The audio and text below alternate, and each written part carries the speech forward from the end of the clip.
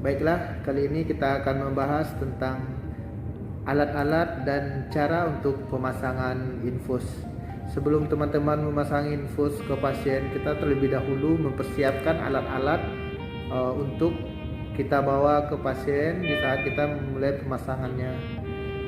Baiklah, saya akan memperkenalkan satu-satu alat-alat yang harus kita bawa. Yang pertama, kita harus tahu dulu untuk alat yang kita bawa ukurannya berapa dan pasien umur berapakah yang akan kita pasang. Ini yang pertama, saya perkenalkan Iveket atau Aboket. Di sini memiliki number atau nomor dari 14 sampai 24. Ya, dari nomor 14 sampai 24. Nomor 14 ini yang harus teman-teman ingat, Aboket itu semakin besar angka maka semakin kecil aboketnya atau Iveketnya. Contohnya nomor 14 ini yang paling gede. Itu jarum di dalamnya besar sekali, tapi jarang kita pakaiin untuk pasien anak, apalagi pasien dewasa, apalagi untuk anak, karena ini terlalu gede. Biasanya kita gunakan untuk lumbal atau ngambil cairan di paru. Oke. Ini nomor 16, yang nomor di atasnya. Teman-teman bisa melihat sendiri, nomor 16 aja segede ini. Segede ini.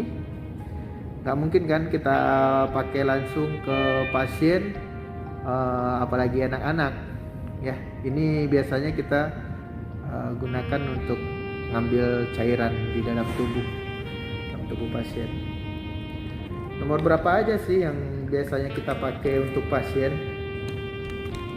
Kebetulan saya berada di kamar operasi, ya kita harus melihat dulu situasi dan kondisi pasiennya. Apa aja sih operasinya apa, ataukah kita membutuhkan transfusi darah nantinya, atau di saat kita operasi pasien terjadi pendarahan. Itu harus kita pikirkan terlebih dahulu. Jangan nanti pasien dewasa kita pakai aboket yang nomor 24 atau nomornya 22. Ya, diusahakanlah aboket yang paling minimal itu nomor 18, lebih gede dikit, karena di saat kita urgen membutuhkan transfusi darah atau masukin cairan loading cepat, dengan aboket yang kecil ini kita nggak bisa memasukkannya dengan cepat. Ya, ini nomor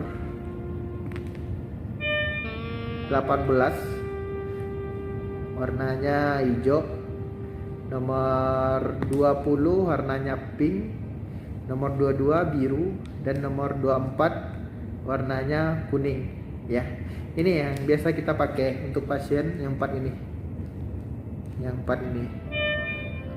Ya, teman-teman harus ingat lagi, nomornya makin besar nomor, makin kecil isinya.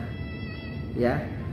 Satu lagi untuk aboket, kita usahain memakai yang gede. Ya, kecuali anak-anak ya dikondisikan. Ya. Selanjutnya kita ada infus set. Di sini kita memiliki tiga macam yang berbeda fungsi dan bentuknya. Oke. Ini infus set yang untuk blood set.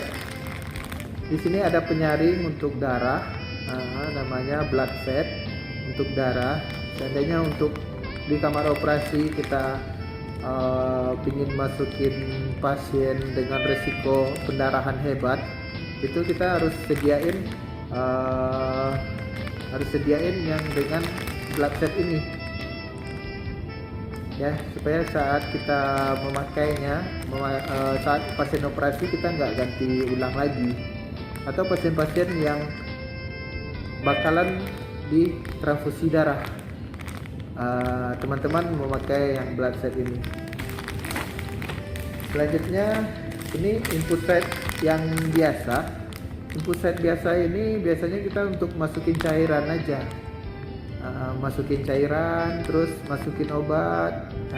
Nggak apa-apa kita pakai ini, tergantung nanti indikasi pasiennya apa. Kita harus lihat lagi dari indikasi dan apa aja sih yang bakalan kita masukin ke pasien. Ya, selanjutnya itu input set untuk bayi. Yang untuk bayi atau anak ini kita memiliki ada jarum di dalamnya, ya, ada jarum di bagian dalam. Jarum ini berfungsi untuk tetesan infusnya. Biasanya untuk tetesan infus, tengok di video selanjutnya ya, untuk tetesan infusnya. Selanjutnya Leokomet, ya. Leokomet ini gunanya untuk memplester area yang bakalan kita infus. Ya, di sini kalau nggak ada ini bisa juga pakai Ivafix, Microfor atau plester lainnya lah yang sejenisnya. Tetapi ini udah disiapin untuk menutup area luka, sekalian ada plesternya juga. Leokomet. Ya. Selanjutnya ini yang membuat kita berbeda dengan ruangan lain atau biasa. Kita selalu memakai three way untuk pasien-pasien yang operasinya besar atau operasinya yang berisiko untuk pemenuhan cairannya lebih banyak. Ya, di sini kita bisa masang dua infusan, sekali masuk sekali jalan. Itu makanya kita harus memikirkan nomor efeket yang tadi. Apakah kita memerlukan cairan yang cepat atau yang lambat. Dan di sini di saat kita memakai ini, kita nggak perlu lagi menusuk-nusuk di bagian infusannya, infus setnya, tetapi kita ada three way-nya. Ini bisa kita buka tutup, on off. Selanjutnya kapas alkohol atau alkohol swab. Ya, di 2021 ini atau zaman sekarang nggak ada yang kapas alkohol lagi. Kebanyakan dia memiliki alkohol swab. Ya. Selanjutnya yang kita butuhkan tourniquet untuk membendung aliran darah supaya terlihat jelas vena yang akan kita tusuk. Untuk pemakaiannya besok kita praktekkan. Oke. Selanjutnya jangan lupa cairannya kita untuk awalnya tergantung dengan diagnosa pasiennya juga. Biasanya kita memakai RL sama NaCl, ya, RL sama NaCl. Kecuali pasien anak ya KNB gitu. Nggak, ya tergantung orderan dari dokter operatornya apa atau dokter anestesinya apa. Selanjutnya Nurbecken ini tempat sampah, ya, tempat sampah infeksius yang kita pakai. Dan jangan lupa sama handscoon on, nggak perlu steril, handscoon on aja. Oke. Setelah barang-barang semua kita siapkan, kita lanjut ke pasien.